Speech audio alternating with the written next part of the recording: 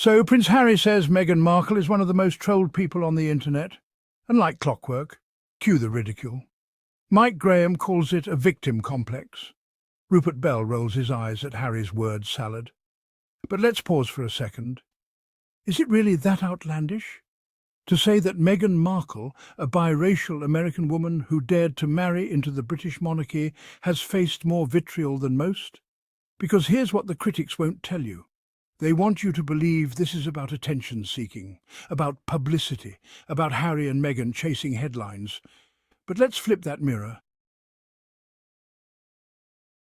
One of the most persistent labels attached to the couple is that of a victim complex. This term is a powerful tool of dismissal, suggesting they are not truly suffering. It undermines Harry's efforts to explain the immense strain the media placed on his family. But is it truly a victim complex to point out an injustice? When Harry speaks of media intrusion, he describes a harmful system in need of reform. This label protects the status quo, shifting focus from powerful press organizations to supposed psychological failings. We must challenge this narrative and question who benefits when testimony is silenced. Speaking truth to power is a perilous act, often branded as playing the victim, but it is an act of courage. It is one thing to speak of a storm, but another to measure its force. Just as meteorologists use precise instruments to gauge the power of a storm, we must use data to understand the magnitude of online hate. When it comes to the abuse directed at Meghan Markle, we are dealing with cold, hard data. This isn't just anecdotal evidence, it's a comprehensive analysis of digital hostility. Independent analyses show a small, coordinated network responsible for over 70% of the hateful content. This network operates with precision, amplifying negativity and spreading vitriol.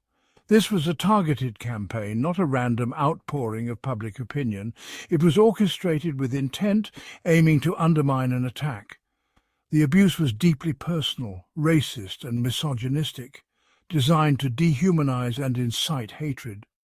It was a calculated effort to inflict emotional harm. To ignore this evidence is to choose blindness. The data is clear and undeniable, painting a stark picture of online hostility.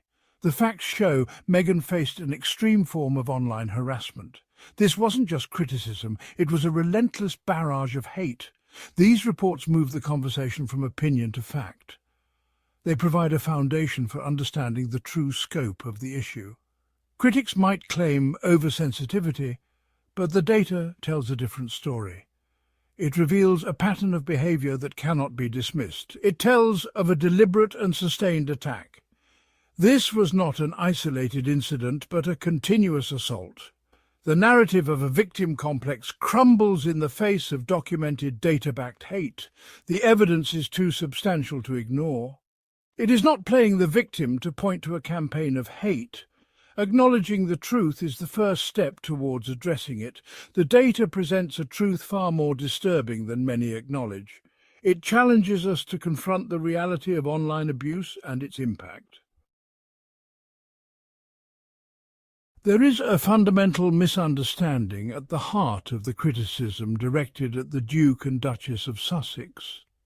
Much of the public discourse, especially in the British media, has been shaped by assumptions and speculation rather than genuine understanding of their motives.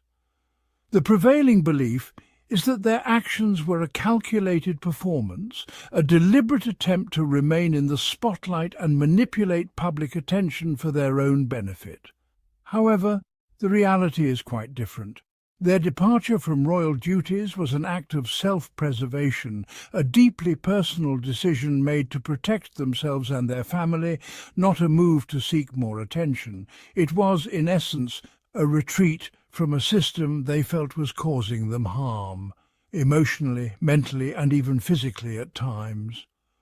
Like an animal instinctively moving its family to safer ground, they sought peace, stability, and a chance to heal away from the relentless glare of the public eye.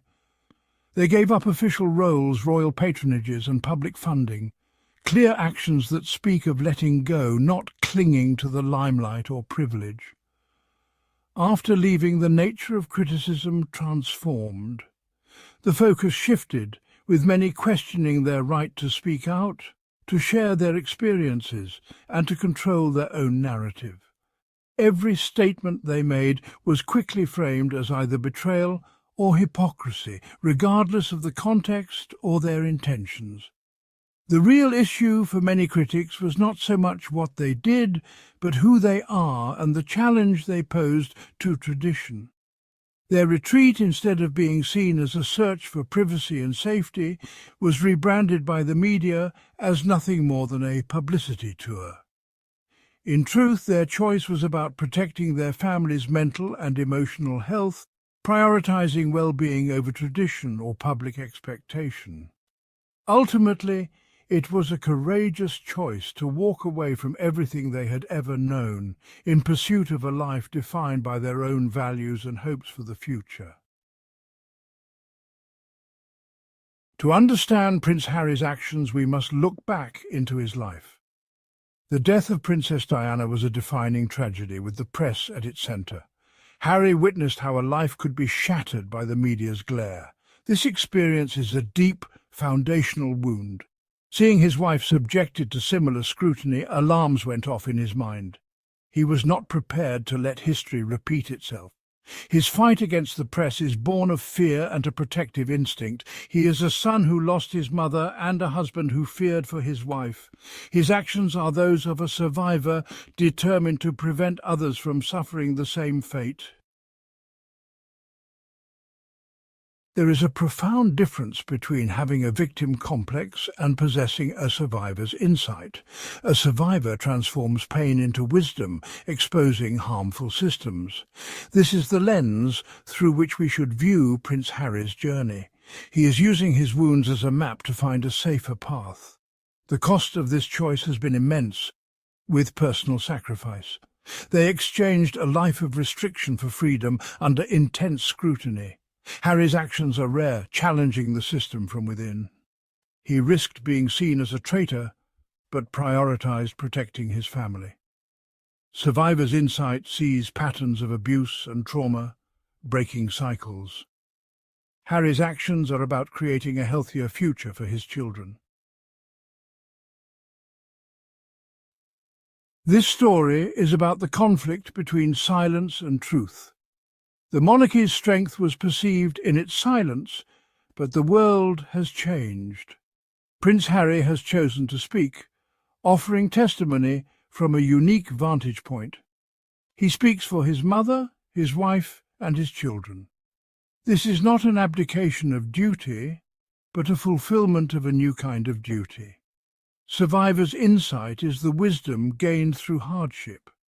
True strength is in speaking out against injustice.